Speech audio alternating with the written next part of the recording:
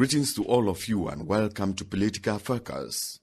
I am Samson in Yaoundé, accompanied by all members of the production team. The 6th of November 2019 was again celebrated in Cameroon as the anniversary of President Paul Biya's coming to power. Cameroonians recall that some 37 years ago on the 6th of November 1982, Cameroon's pioneer president El Hadj Amadou Ahidjo handed over power to the then Prime Minister Paul Biya. The anniversary celebrations this year, like in previous years, were championed by members and supporters of the governing CPDM party and their allies. During rallies and meetings across the country, these admirers of President Paul Biya lauded what they saw as the achievements of the New Deal government. They talked about the peace that prevailed until a few years ago, the unity of the country, the advent of multi-party democracy, greater press freedom, the advent of more state-owned and private universities, as well as the development of energy, transport, telecommunications and sports infrastructure, amongst others. Yet, be that as it may, these achievements could not overshadow what critics used the occasion to highlight as the main shortcomings of the New Deal government. They observed that corruption has since become endemic in Cameroon, economic development has been slow, tribalism has been on the rise, while basic infrastructure has decayed to a point where access to basic amenities has become difficult for many Cameroonians. But over and above all, the crisis in the northwest and southwest regions is having devastating effects not only on the two regions but also on the entire country. Thus, from the look of it, the 37 years of President Paul Biya's stewardship have not been a bed of roses. The shortcomings recognized therefore constitute the main challenge that the head of state must tackle rather urgently, as his current 7-year term of office is already 1 year gone. But for him to succeed, members of his party in particular and Cameroonians in general must change their bad ways that have prevented the country from progressing at the same pace or even faster than their counterparts with whom they were at the same level of development 37 years ago. Stay tuned. I will be back in a moment.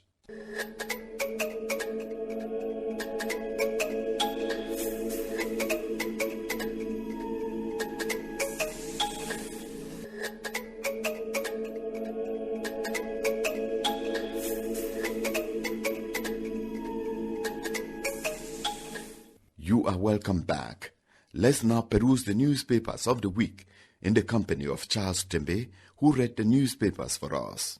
Cameroon Tribune of Wednesday, November the 6th features a special focus on 37 years of President Paul Biya's New Deal government. The paper writes that the president's policy objectives have not changed, with economic takeoff and working towards emergence being the major preoccupations. Cameroon Insider reports that CPDM party members and supporters turn out in their numbers in Yaoundé to mark the president's anniversary in a hectic fashion. The CPDM was joined by its allied parties and other people of goodwill, who all agreed that keeping the polity together in spite of threats has not been a mean feat. The Post, on its part, reports that President Biya's 37 years in power have been a stewardship of pain, tears, anguish, joy, and laughter. Interviewed by the Post, the director of the CPDM Academy, Professor Elvis Ngole, says public servants have not evolved in their mentality to accommodate President Biya's policy of rigor and moralization. The Voice newspaper says on this upteenth November the 6th, there are unsavory presents for the president, such as the landslide in Gwache, multiple socio-political crises, and the exit of a Biya apostle, Patrick Ekema, the late mayor of Boya. In Loju, Christian Ekoka Penda, an economist and ally of Professor Maurice Kamto's CRM party, is quoted as saying that political institutions in Cameroon under the New Deal government are in dire need of reforms. That will be it for Political News Review this week. Charles Tembe with our press review. The 37th anniversary of President Paul Biya's coming to power was celebrated throughout the country on the 6th of November 2019. The celebrations were done mostly by members and supporters of the governing CPDM party and their allies who enumerated what they saw as many achievements of the New Deal government. But at the same time, other observers did not fail to make a critical review of the 37 years of the New Deal. Sam Bukuba put together their opposing views in the following report. When President Paul Biya assumed power on November 6, 1982, he reverberated the familiar notes of a national renaissance with his New Deal policy of rigor and moralization.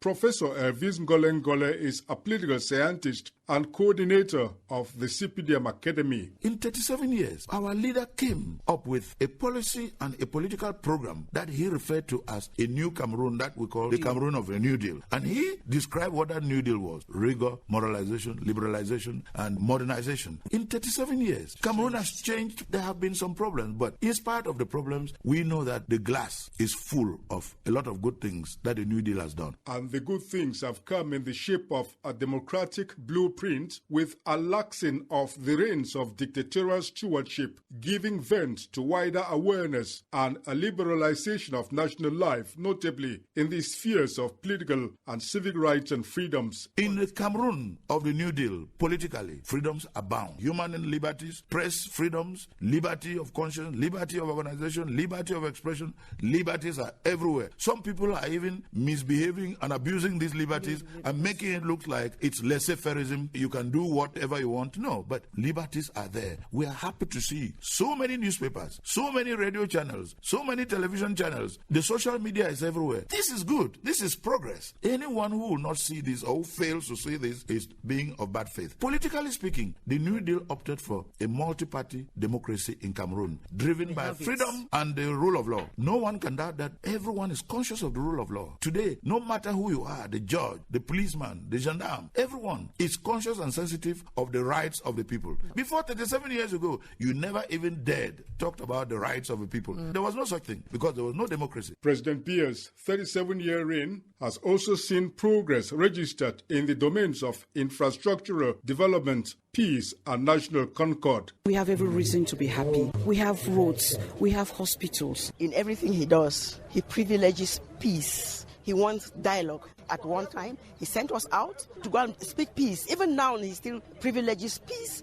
and unity. I believe that with the return to peace, many development projects will be affected in our area, and especially with the coming of more power and resources to the local collectivities, we believe that our people will be able, given the right resources, to develop their own area. On the other side of the spectrum, some critics have pointed to the go-slow agenda of the Biya government in handling burning issues confronting the polity. You cannot understand that it took 3 years and more for President Biya to address the Anglophone problem, because he addressed the Anglophone problem just of recent when he called the National Dialogue. The New Deal government is also perceived as an ultra-conservative and fossilized system that has lasted a political lifetime of 37 years. We had people who are too old to do anything still sitting in offices because they have to be signing money and using for their privileges. We have had ministers who were in the same cabinet with the head of state, who was at that time a minister, who are still in government with him today. And the way forward as well will be to recreate those glorious moments of the early years when the New Deal government came to town. Sam Bukuba. Charles Tembe is now joining me in the studio for us to review the 37th anniversary celebrations of the New Deal with a CPDM member of the National Assembly. Honorable Enue Francis, you are a member of Parliament from the Northwest region, specifically from Momo, and a senior official of the Cameroon People's Democratic Movement, the party of President Paul Biya, who just clocked 37 years in office on the 6th of November 2019. And you went to the Northwest region for the celebrations. Can you tell us how the celebrations went on? Thank you, Mr. Websey, for this opportunity. Well, the celebrations in the Northwest were, in fact, I would call them excellent, very successful. We enjoyed ourselves, Calling it a celebration was an opportunity for us, members of the CPDM, who were present, to count the achievements, to count the blessings the people have received since the President of the Republic became head of state some 37 years ago. It was a period of us to recount and evaluate what we have achieved as a people, what we have achieved as a region, and the challenges we've equally faced and expectations. You say you celebrated and you had occasion to enjoy yourselves. We imagine that you should have said you were mourning because you were celebrating in a region which is more or less in a state of mourning. We will come to that. It was a celebration of anniversary. It doesn't mean other negative things we're not going to. That's why I said there were challenges that we've been facing within this period. And the atmosphere was not the same like other years. To me, when somebody's condemning CPDM, I don't mind. Just like they're condemning other parties that are not even in power, you still see people criticizing them. That's why in one of my statements here, I said, we are constantly disappointed. We have complaints from each other. We cannot live together without offending one another. And sometimes when these offenses come, people turn them to party, where you come from, you're an Anglophone, you're a Francophone, and all of that put together. That is what makes up this society. And if we understand that that is what makes up the society, you should not be angry when you are facing those challenges. Did you have occasion to do a retrospection down the memory lane of these 37 years? And if we were asked to do an evaluation of these 37 years, what rapid evaluation can you do? I would say before 37 years, the country was not what it is 37 years after. Quite a lot has changed. It will be difficult to enumerate each item. I'm very optimistic. A lot has changed. But I think one major thing in Cameroon that we need to change is our mentality. When I was going somewhere in town today, somebody was eating a banana and threw the peeling on the road here in Yaoundé. And I told my driver, look at what these guys are doing. Then I turned again and said, but the government delegate did not put dustbins all over the city for people to put in all this garbage and so on. So you tend to complain, but you see the other way, it gets you as well. You who is in control. And I do believe that if we change our mentality, every other thing will go rightly. Many people do things their way. For instance, the head of state, in trying to resolve the Anglophone problem, created some structures for Anglophones. I think the common law section in the NAM and at the Supreme Court and so on. But the people implementing, you saw that if you go to the common law section at NAM, you still see Francophones under that section, which was meant for Anglophones. So those are some of the challenges the head of state is facing with people not implementing his wishes. And as such, we do complain to people. If the head of state makes a speech somewhere, go in as an authority and select what concerns you and see how you can implement that further. That will end up solving the problem that the head of state wanted to solve. But I think we have some setbacks here and there, which is but normal in every society. I will say our country is moving on well. The only problem is the crisis that started with the Boko Haram in the far north and the 3 years problems that have started in the northwest and southwest that in fact made things go sour for our people. Before the coming of the crisis in the far north and the coming of the crisis in the northwest and southwest regions, we still had many of these problems you are talking about. Take the example of corruption. It has been more or less a chronic problem, and most of those who are involved are members of the CPDM party. And probably just need to look at our prisons, especially the Yaoundé Central Prison, and to see the quality of the people who are in prison, to know what has been happening in terms of corruption in this country. Well, I applaud the head of state's stand and the fight against corruption, and that's why you see the caliber of people that are in prison. Even people that are very close to him, people who believe they were untouchable, but had to get themselves rubbed down in corruption. Then the head of state had to use the appropriate measures, and the law took its course. He has been fighting corruption. You can see the institutions he has created in this country to fight corruption. That was the will to fight corruption. Cameroon is not a village. If an institution is created by the head of state to carry particular assignments, and they end up not doing that, or doing it with laxity, normally people will say, yeah, he is the head, because on easy lies the head that wears the crown. Head that wears the crown, and it's but normal. He will carry responsibility for the corruption in the country for this. But from his actions, you will see that if you dare, he shall get you down. And he has been doing it. Cameroonians understand that. Though many will ask, why lock up the people? Where are the funds? Why not recover the funds and do this and so on? Everybody has his own view about that. But I do believe he's fighting corruption. Honorable, we seem to have the impression that the more he fights corruption, the more corruption becomes endemic. What is the problem? It is but normal, and I think we've done a lot in that direction. In Parliament, we've asked many of such questions to the ministers concerned, that when the door for corruption is closed, the windows become wider than the door. And it's something in the society that you need very stringent measures to handle it, and minus stringent measures, we still see that the mindset of our people might be another generation may grow up to act differently, but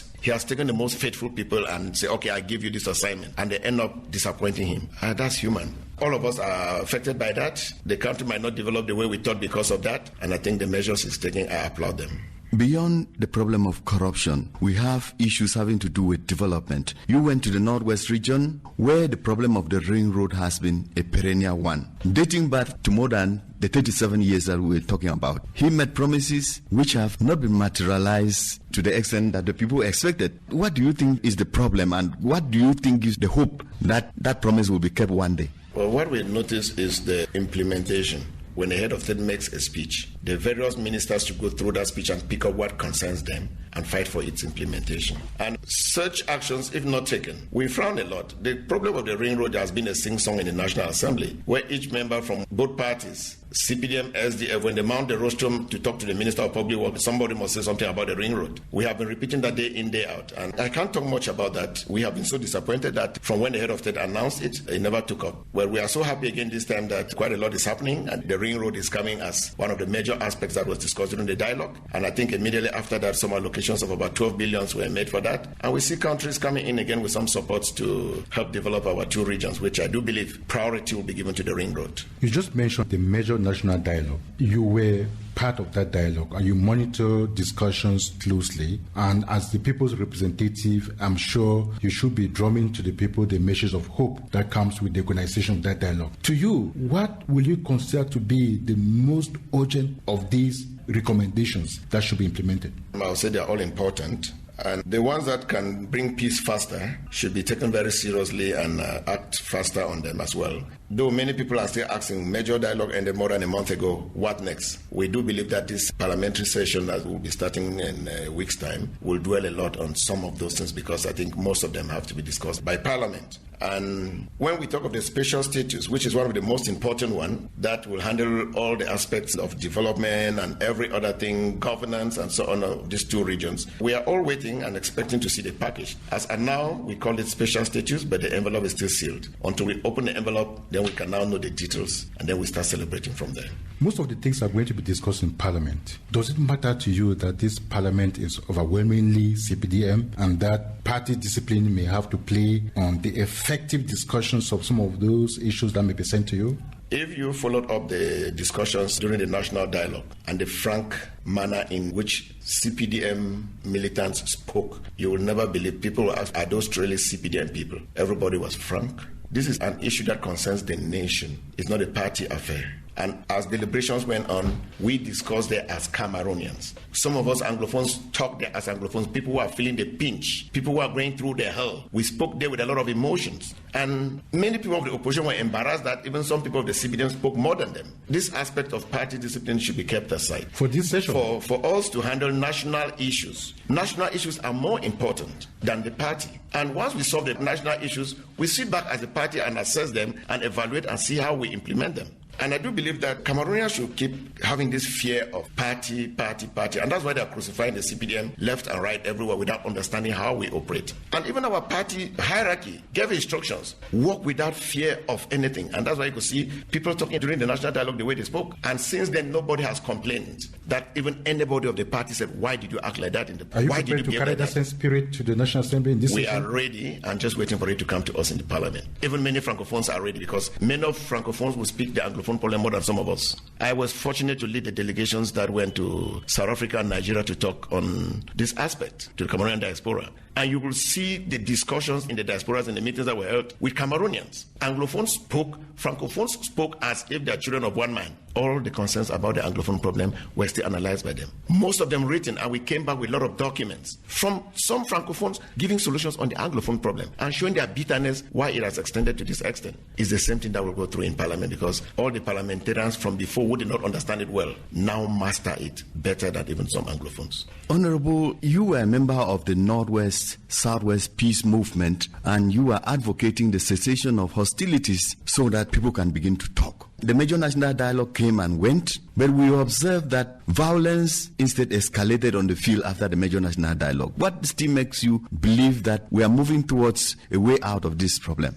This is a complex problem. This Anglophone issue is so complex, and managing it needs a lot of expertise. And it is something that is controlled from somewhere to an extent. And the forces that are controlling it, which you cannot also control them, may not accept whatever decision you take or whatever thing you do for peace to retain. No, we created the Northwest-Southwest Peace Movement Association of Violence, putting together a lead of these two regions from various backgrounds. And we had worked out, we have done a lot of consultation. We received a lot of suggestions. We wrote to hierarchy. Most of what is coming out are proposals that even came in from people that were submitted. But considering its complex nature, it may not just come in tomorrow morning. It will take time for real peace to come, because people who have taken up arms, who are not supposed to have arms, and are creating a lot of tension, especially in our rural areas, to bring them back to order may take a lot of time. Because during the dialogue, many people were celebrating that what was discussed there was wonderful. But you meet some of them, they say that is nothing. So it's now a matter of what is in their hearts, what is in their mindset, and what they really want to achieve.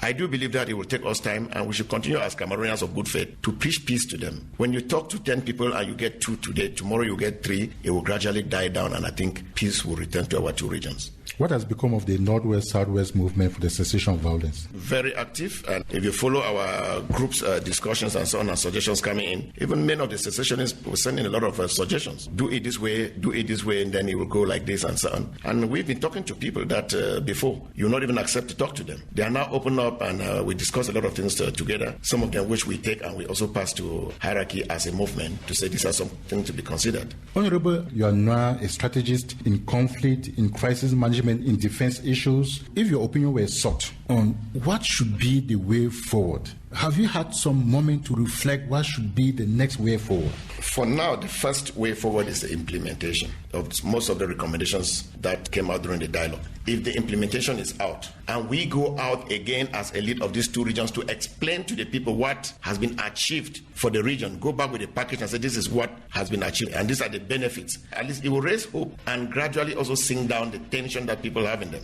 That is the first aspect. The second aspect is continuous education. We continue talking to our brothers. Before, you had relations that are in this thing, and you could not talk to them because they were harsh. They would threaten you, they would call and ask for this. But now that many of them are understanding and are able to talk, let's soften out our way of talking to them. Because you are talking to already a wounded people. So talk to them now more calmly, cajole them, lure them to understand with you, and you will see how many of them you will win over. And the more you win over some, the spill out effects are there to their friends, who will gradually as well do that. It's not a matter of tomorrow morning.